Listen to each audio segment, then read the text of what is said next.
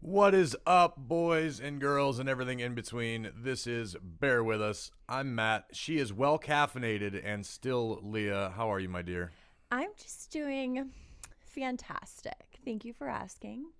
You're on coffee number 2 that I'm aware of, which means you should be buckling up because this is going to be one of those episodes. And it's only 10 a.m., which is weird. Normally we're off to a hell of a start. She's forgotten how. Normally we record in the afternoon, but we're recording in the morning. That could be a real game changer. A real game changer. We'll find out. I'm awake. I, too, am reasonably caffeinated and very excited. Most likely, this is going to be an episode we will never forget because I'm going to confirm something that has been on the minds of the Bear With Us listeners for quite some time. And that is that no, Leah doesn't just sing on the show for your entertainment. I sat in the car yesterday with her and was subjected to the entire Chicago soundtrack. Okay, not even the entire, just 3 songs. It felt like an eternity. Oh, you. An eternity. I felt like, you know what? We've been together for a while now, and I don't want to deprive you from hearing the angelic sounds of my voice and the amazing fact that you couldn't probably tell if it was me or Roxy Hart in the seat next to you.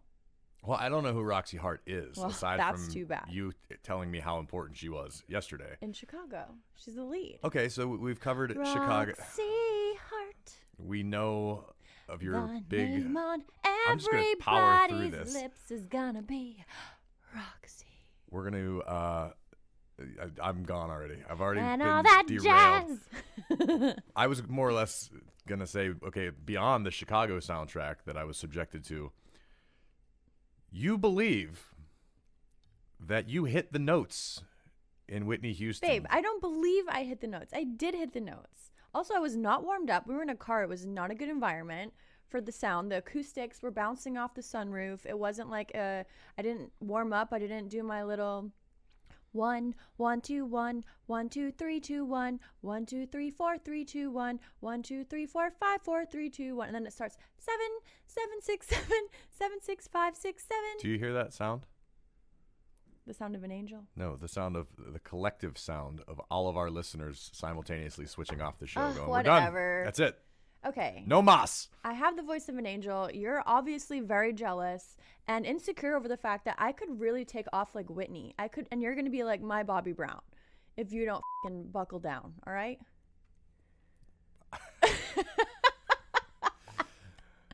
Oh, man. What are we talking about today? Okay, so I'm really excited about today.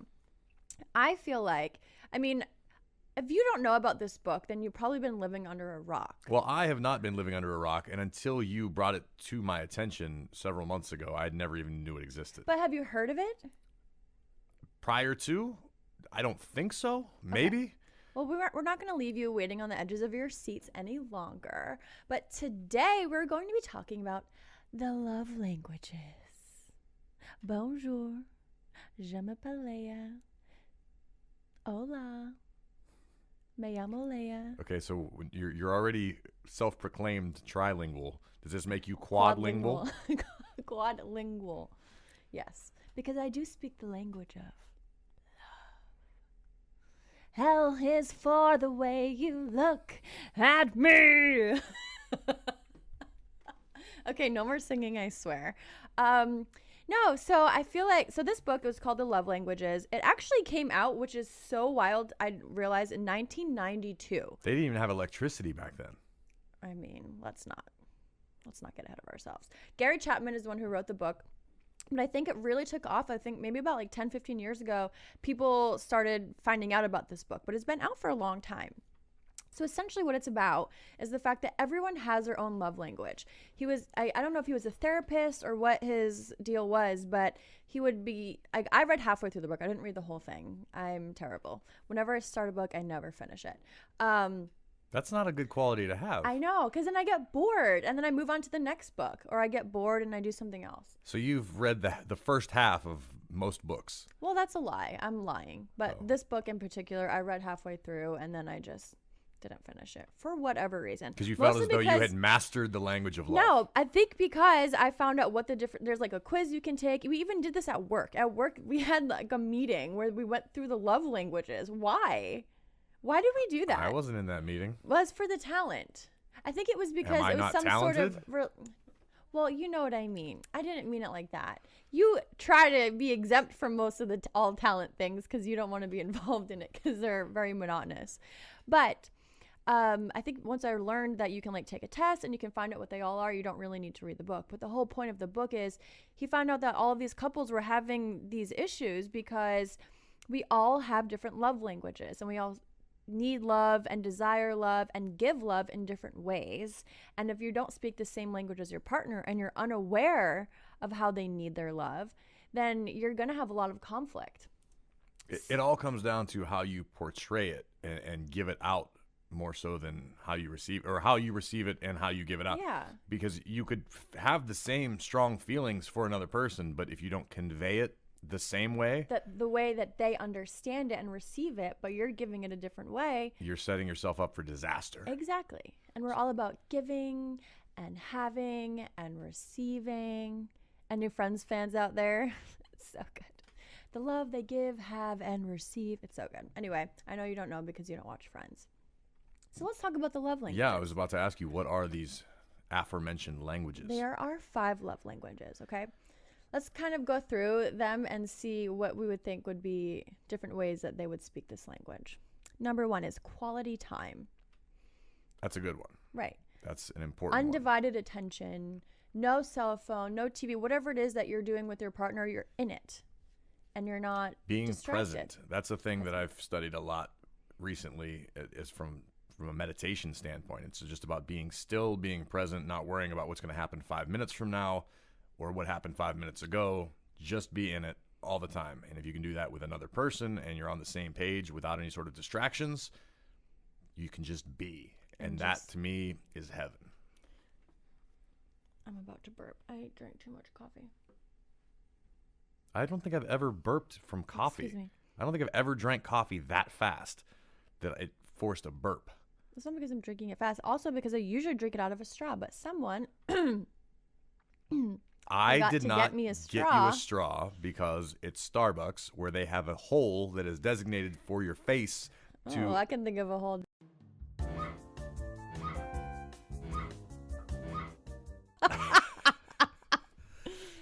Anywho, what's the next love language?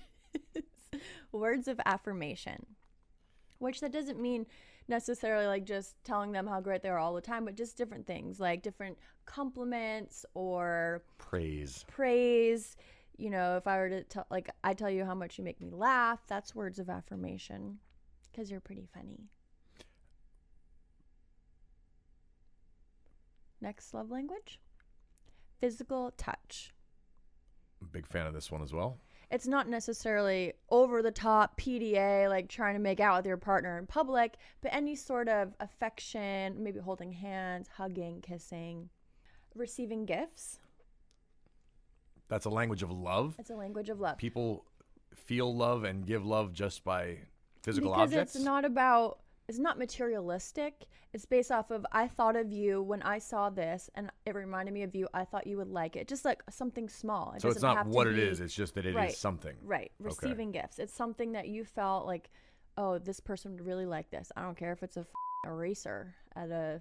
Have you ever bought an eraser for a partner?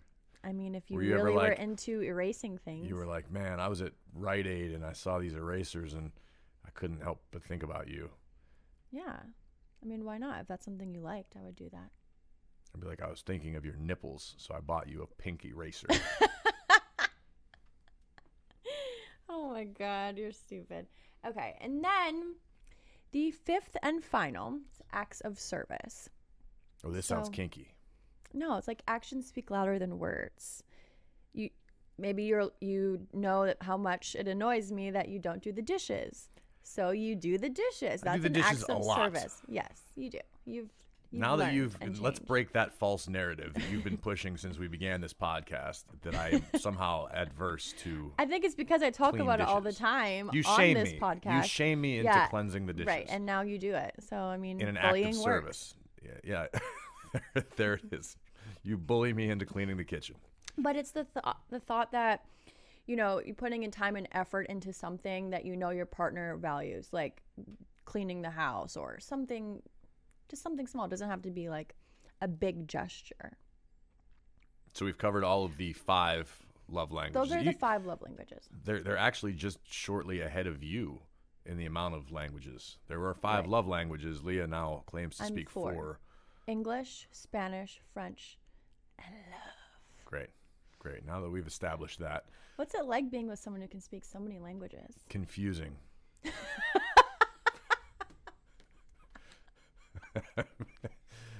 Okay, so because we knew we were going to do that, or not even because we knew we were going to do this, I think it was a couple weeks ago on the couch, we were chatting about this. We were bored, so I was chatting you up a little bit. See what I did there. And we took the quiz. I mean, I already knew what my love language was, but I retook it because I wanted to make sure it hadn't changed over the last few years. And it hadn't. It's still the same. And you took the quiz as well. I sure did. Well, let's talk about your love language. What is your number 1 love language? Well, first, where did we find the quiz in case people listening to this want to hear it? So basically, you just go to, let me look it up here. Give me a sec.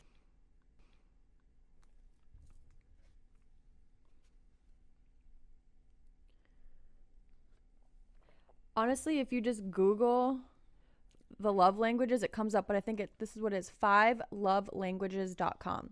But there's several different ones. They all are the same quiz. It's just there's not like a bootleg love language quiz. They're all the same. So if you want to try it out, go to 5lovelanguages.com. There's not like dialects. There's not like a slang love language. No. I mean, well, we already know that. Oh, because I've spent the better part of last week suffering through your slang love language in the form of Cardi B and Megan Thee Stallion. So many goddamn times that I now know every word. Wop, wop, wop. This witch ass. Get a bucket and a mop for this witch ass. If Mary Poppins was looking to get after it. There's some hoes in this house. There's some whores in this house. They're all in the house. Where are they? I don't know. Okay. This is what happens when you give. You can't feed a mogwai after midnight. You can't give Leah coffee. Oh my God. I've just been on another level, you guys. I think because just spiritually and mentally, I'm just losing it. So here we are. Unraveling before our very eyes and ears. Unraveling. So we took the test. You should get closer to your microphone because you're almost there. Is this That's good? better. Yeah, you're actually eating it. Okay. Well. Okay. Anyway. So, what is your love language, babe? Well, according to the test that we just took, my number 1 love language, my most fluent, is quality time. Quality time. So I would have guessed for you, because me knowing you and understanding how you operate, what makes you tick, when you're off, I for sure thought yours was going to be physical touch. Because you, like when we spend time apart, if you're at work or we're on the road, opposite places, you're always like, I need touched. You always say that. I do. And when we're not together. That's more of me being a pervert than. Oh, please. Romance. No. Okay. That is not true. All right. You're trying to play it up like you're a perv, but you're actually romantic. The two aren't mutually exclusive. Well, I can you be both. just said it's because you're a perv and not because of romance. Okay. So let's just get that straight. You were wrong. But that's your second love language. And it was pretty high up there. It was a difference between like 1 or 2%. So I was not wrong, just a little wrong, if you will. Left of center, slightly. So quality time. How would you say that? Like that is it accurate? It's definitely accurate because, like you were saying, I'll send you messages when we're not together. But that's more of like, hey, I'm thinking about you. I would rather be hanging out doing nothing with you than wherever I'm at, even if I'm doing nothing by myself or, on the road with my friends. If I'm not with you, we talk about it all the time. Our favorite thing to do is be old people and sit on the couch and watch Married with Children and do nothing. Right. But I'm doing nothing with you, and it's cool, and we don't even have to say anything. We don't have to have deep conversations. So usually that's where they happen, is when we're, after a few cocktails sitting on the couch, we have our best talks about life. But to me, that's like the most valuable part of a relationship or even a friendship. Mm-hmm. But to me, that's where I feel most connected to you. Right. So I would totally agree that quality time is my my primary language. Love that for you. I love that journey for you. So for me, my love language is also quality time. So we speak the same love language, which is why I really feel like most of the time we're on the same page. So when things are off, I'm so confused. I don't get it, because it's like most of the time we're here. We're like same level playing field. Right. And 99% of the time, if we get into a miff or an argument, it's because we're apart. Not together. Yeah. And we haven't been for some time, for several days.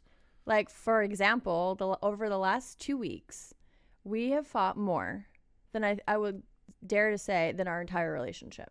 I think that's a fair assessment. The last few weeks. Yeah. We've just been off, mostly because I've been stuck at home. You've been on the road more often than you normally are. Right. So we haven't been around each other. And for us to connect and feel like we're on the same page, we have to be near each other.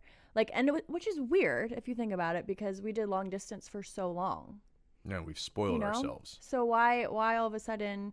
I think maybe it's because we had to do it long term or long distance for so long that once we didn't have to, it became, oh my God, how did we ever live like that? Like it's unfathomable to me to be apart for that long now.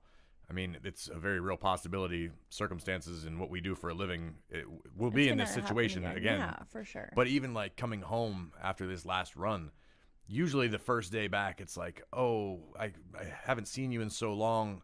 We were like so far off that when you were at the airport when we first bumped into each other. Yeah. And I could tell almost immediately, like, you weren't you. Yeah. And I was exhausted and tired, and all I wanted was, oh, it's so good to have you home and to be touched. Right. And loved. Right. But I was feeling off. Right. And it's kind of skewed the whole next couple days. Yeah. Like the next 2 days. days Those are only until 2 I left days again. together. Right. Yeah. So we had spent 2 days together for an entire 2 weeks. So those 2 days were spoiled because I was in a mood and I was not feeling the love or connection that we normally have. And you were coming home to get that love and connection that we normally have, but I wasn't giving it to you because I was feeling not myself. And then because of that, you were annoyed with me. And then it was just this whole like, so annoying. But we got through it. Sure did. And it is what it is. We learn from it, we grow from it, and you just got to roll with it. We can't let those negative times dictate the rest of our relationship, because guess what? We're going to have worse times than that. So what is your secondary love language? My secondary love language, which I'm not surprised, is words of affirmation. I grew up, I think, like my family, everyone is so complimentary. Everyone is so, oh my gosh, I'm so proud of you for this. You do so well at XYZ. Oh, I'm proud of you. You did this so well on your test. Everyone is so like open about compliments and telling each other how amazing we all are. Like that's just how I grew up with my family, my parents, my sister. We're always open with that. So I think because I grew up like that, that is just sort of what I've adapted in my life and how I've been in relationships. And I feel like before I knew what the love language, like what they all were, like with you, for example, I feel like I could 1,000,000 times a day, I tell you how handsome you are, like how much I love you, how funny you are. Like I'm just constantly, and I'm not even saying this to like pat myself on the back. I'll verify that's like, a real thing. I'm constantly like talking about how great you are all the time.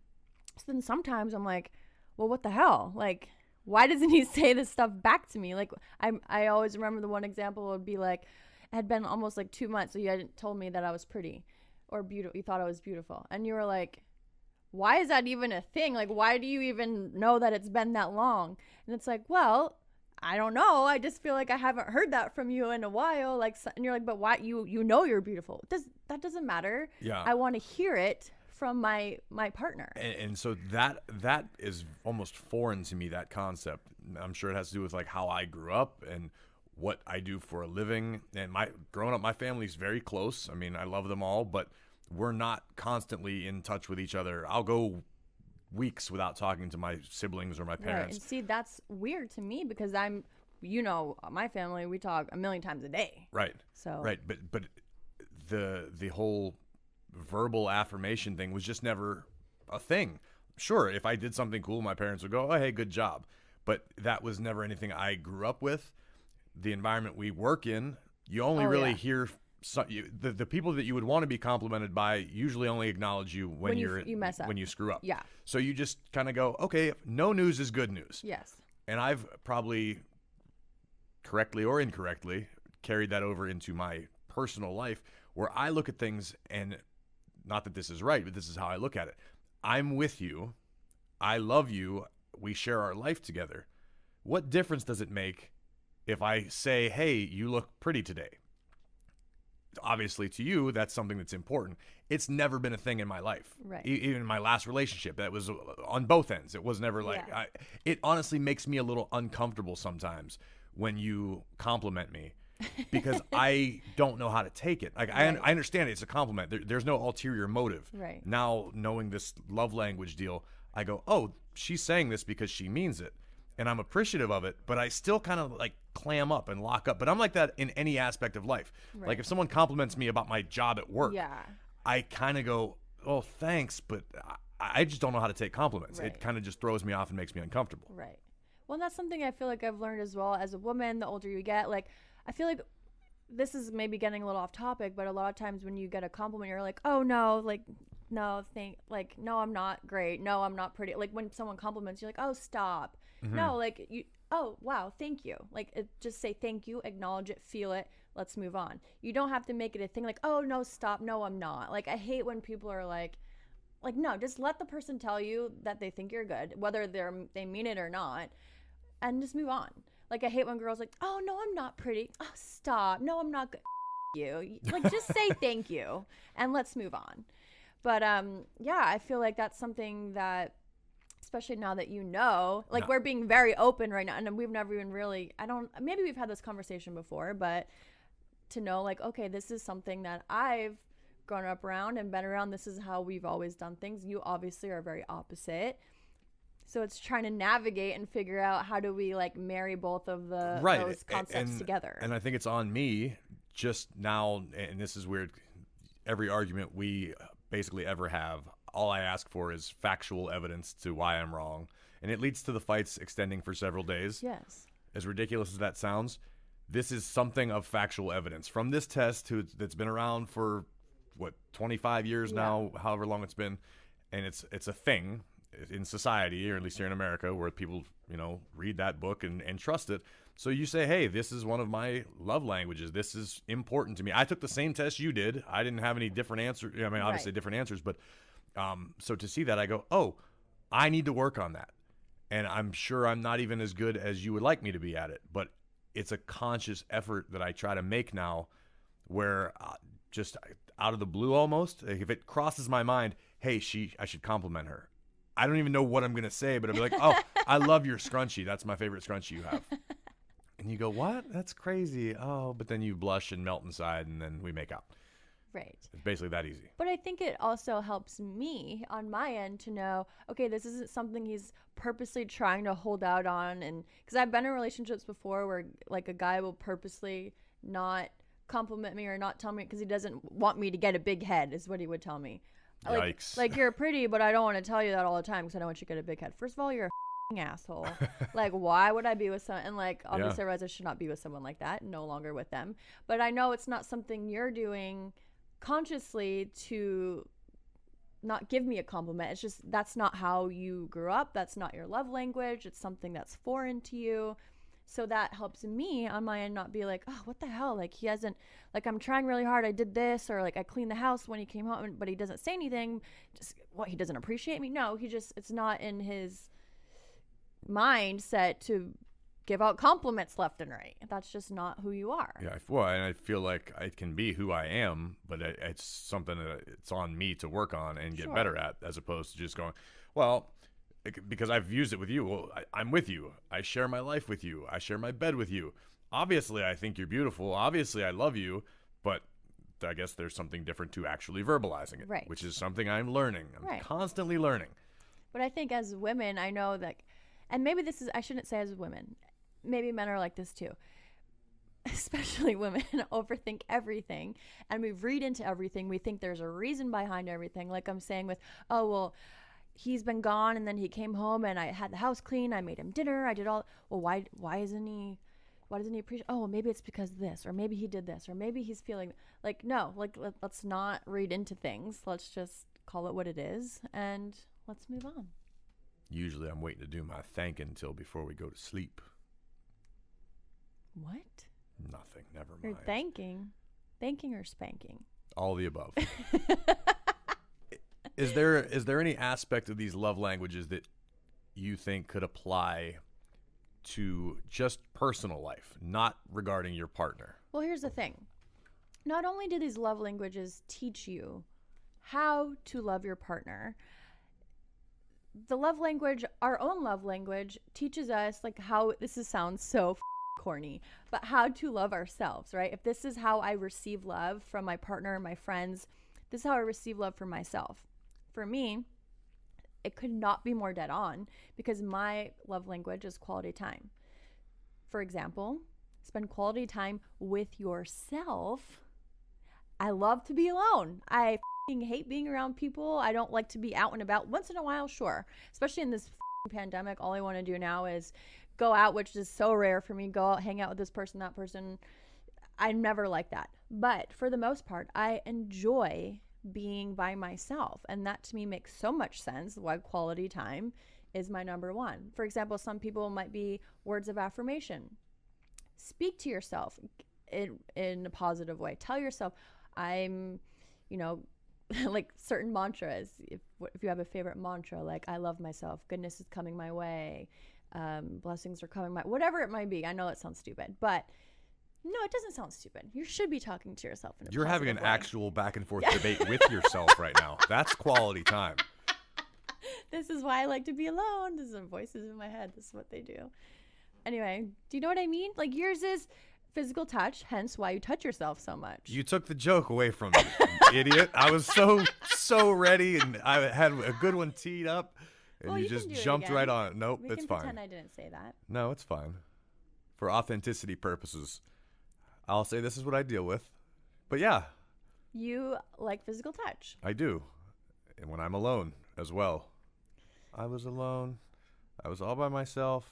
No one was looking. I was thinking of you. See, look, you remember are that? turning into me. That was a Green Day song. That was the hidden track on Green Day's Dookie album. At first I was afraid. No, I was petrified. How do we go from Green Day to Gloria Gaynor? I could never live without you by my side. I spent so many nights. This makes me want to watch The Replacements now.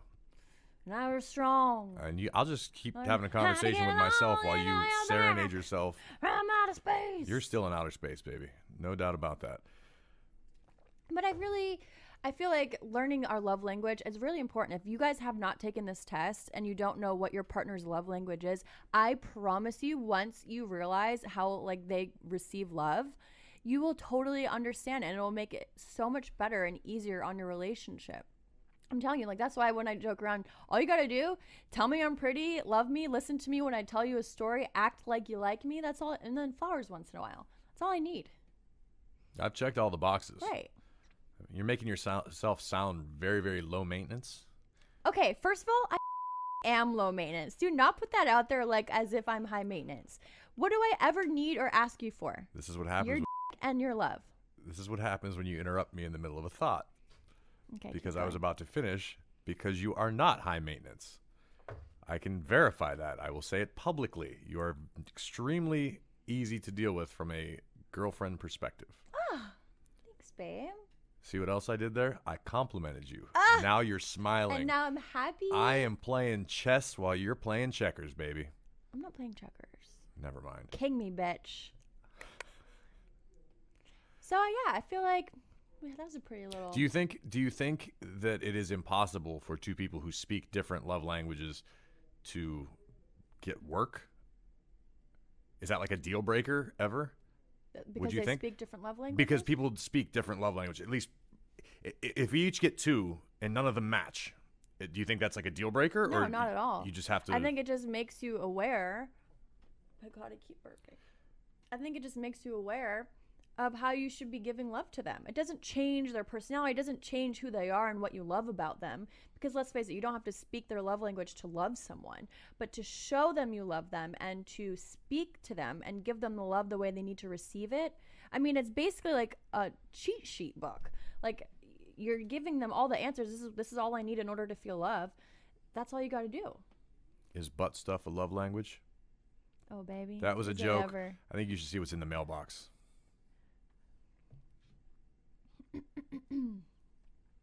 It's time, babe. So I'm going to go out on a limb. Whim or limb?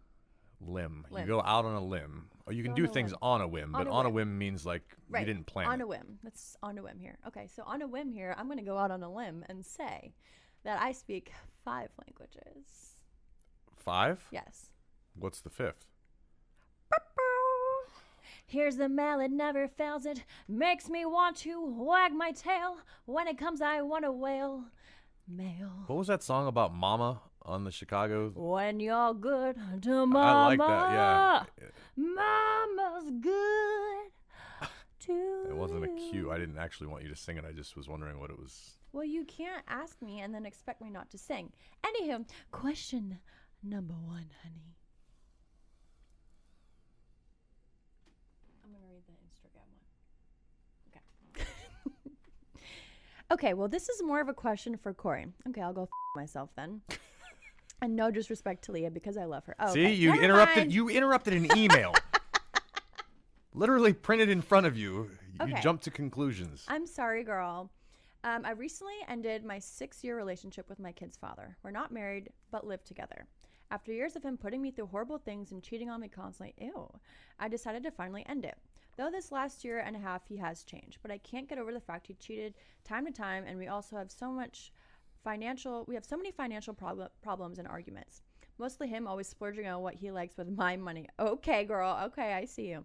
I currently started talking to this guy, and I'm head over heels for him. He's great, and he's always asking me about my kids. Problem is, I'm scared for being in something temporary. After all I've been through, I'm worried to be hurt again. So my question is, when did you finally know that it was over?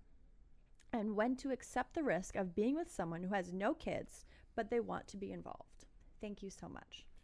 Wow. I mean, this sounds pretty parallel. There's a lot to unpack here. First things first, the guy that you are with, or what we're The with, baby that daddy. live with. If that, I know that's a strange situation in and of itself, which I can't fathom how that could be conducive to anything. If you still have doubts, you got to weigh the positives and the negatives. Chances are, if you know it's over, he knows it's over. I went through this. We went through this multiple times where we thought, okay, this is it. And then all of a sudden you get a bright spot. And you Not go, me and you. No, You not Leah and- and I. yeah. Leah, my ex and I. I'm sorry for clarification. You'll go, oh man, this sucks. And you guys, you stop communicating, you stop talking. Everything's just kind of blah. This is fine. We're not living. We're just existing. And then something good would happen. And then you go, oh, okay, well, maybe things aren't so bad. And then it's just a cycle. And then within a few days or weeks, everything's right back to where it was. And eventually, even if you don't want to verbalize it or it's hard to sit down and have that conversation, you both know. If one of you doesn't know, then I would say that maybe there is a chance. Like if maybe he's been doing something so wrong. Obviously, cheating, I think the trust is broken. You're not getting that back. You can work around it if you opt to, but there's always going to be that thing in the back of your mind going, I can't trust you 100%. I can get to 95, but I know in the back of your head, you've betrayed me and my trust. That's going to be a hard hurdle to ever get back over. So this is part one of this answer because there's a lot happening here. You have to make sure that your baby's daddy and you are done, and you have to end that. You have to put a nail in it. Obviously, you share a child. Hopefully, you guys are both proactive and stay in the kid's life as much as possible because it's not the kid's fault. you guys have to work around. However, it is in my experience, I feel like I'm a better parent. I am more present when I'm with my kids in the situation we're at now. Obviously, this is a whole other conversation, but worry about the kid, worry about yourself. He probably knows things are broken. Next step, you met this guy that you're head over heels for. That's okay, but the first thing you need to do, cut ties altogether, move out. Even if I don't know what the situation is, but get away. If you got to go stay with a friend or a relative, you can't be living in the same building or same structure as your ex and still be able to move forward. It's that thing that we always talk about. You can't see the future if the past is still present. Cut that down, move on. Next step. It's okay to date somebody new. We're living proof of that. I didn't waste an inordinate amount of time. I wasn't looking for it. It just kind of happened. We sort of fell into each other, and it was what it was. There's no time frame, no time limit. But when he's asking about the kids, keep him away from the kids until you know it's not temporary. As long as you possibly can. He can ask about them if he wants to, meet them at some point. Great. But this is on you as a parent to make sure that this new guy is not temporary. He may not be the forever guy, but don't be doing the thing where, I've been dating this guy for a couple weeks. It's time to meet the kids. Oh, this guy seems great. I want to marry him. Hey, ask after a month if you still feel the same way. If the feelings are real and they're great and you see this lasting for some period of time, slowly ease everybody into it. Don't spring it upon them. Let the kid know ahead of time. But you cannot, under any circumstances, just start bringing dudes home. Like have a revolving door of men that come in your life around the kids. Because it's just going to confuse the kids. And then when you do finally find one that means something and is going to be around for a while, you're already risking, stacking the deck against that person because the kid's going to already be inclined to go, what's different about this guy? We've already seen 5 other ones. So hopefully that answered some of your questions. It was a long-winded diatribe, but I can relate to a lot of this stuff. So keep your head up. Take care of you first and your kid 1A. 1 and 1A. They're interchangeable. Those are the 2 things you need to worry about. The world will come into place around you. You guys will be better off and more successful if you handle your own business. Love yourselves first. And I feel like this is something we keep saying we're going to get into. Eventually we will, I feel, have an episode based. I mean, you obviously have kids. I am not the mother of your children. Like, there's a whole situation. I feel like what we've done is not necessarily like a rule book. We're just kind of learning as we go. But we know what has worked for us. Exactly. So someday we will get into that. Question number 2, honey. That's dos if you're bilingual. I thought how about if you're trilingual. Okay, that's 3. You claimed it. Do you claim to be a 5 language? No, well, I claim to be 4. No, you literally said minutes ago you speak 5. That was blue. That wasn't that was a joke. Can blue not say the word 2? Babe, it was a joke. Can you just stop beating me over the head with it? Anywho. Hey, Matt and Leah. I've been a fan of the both of you for a long time, but especially Leah because she went to my alma mater, UMass Dartmouth. Shout out to the Corsairs. Okay, I need your advice. The what? The Corsairs. What is a Corsair? Pirates. It was like we're pirates. A Corsair is a pirate? Yeah. I didn't know that. That was our mascot. I mean, I was born and raised in a city where we have a team called the Pirates, and we know about the Buccos and Buccaneers. I'm pretty sure. Let me Google it. Because I feel like there was a car that I recall when I was young that was called a Corsair, which... I'm almost positive we were the Corsairs. This is going to be amazing if you don't know. Oh my God. Could you imagine? Let me just Google this. UMass Dartmouth. Mascot. UMass Dartmouth mascot. Yes. Okay. I am so right. Okay, his name is Arnie the Corsair. But he looked like... Yeah. Okay, I am not an idiot. I didn't think you were an idiot. I didn't know that a Corsair was another name for a pirate. I'm so proud of myself that I even remember that. I haven't thought about college since the day I fucking left. All right. Anywho, shout out to my alma mater. I've been married for nearly 3 years and officially with my wife for 6.5. So are you married to your... Okay, that's not a funny joke. All right. Anyway, let me start over. I've been married for nearly 30... Okay. I've I've been married for nearly 3 years and officially with my wife for 6.5 years, and things are great. But we're in a funk sexually, and I was wondering what you guys would do to bring the spark back sexually. I know I love her more than anything, but I'm not a very sexual person. I hope to hear from you soon. Sincerely, Dan. P.S. Leah, keep doing the male song. You're killing it. Okay, love, Dan. What do you think, babe? I was going to defer to you. You let me have the last one, and I went on a diatribe that you always make fun of me for. Okay, so here's the thing. You're going to go through funks. There's no way you're going to just have perfect sex 7 days a week for the rest of your relationship. It's just not going to happen. I mean, I feel like I wouldn't say we've gone into like a funk sexually. I mean, the genesis of this podcast was me making an offhanded comment about feeling like a panda bear. That's true. Which was a very temporary thing. Well, that's why I'm like, it was a few days. It wasn't even like we had gone weeks without it. So I guess for us, that would be a funk. Feel bad for all of you other suckers out there. But, I mean, it's never going to be perfect. But if he's saying he's not that sexual of a person, I guess you have to figure out what your wife is into and what she likes. And sometimes we have to do things for our partner that we might not necessarily be a big fan of or super into, but we know our partner likes it. So you just sort of have fun and explore and experiment, right? This is where communication and honesty come into the equation, because if she's into something, first of all, you have to have the conversation.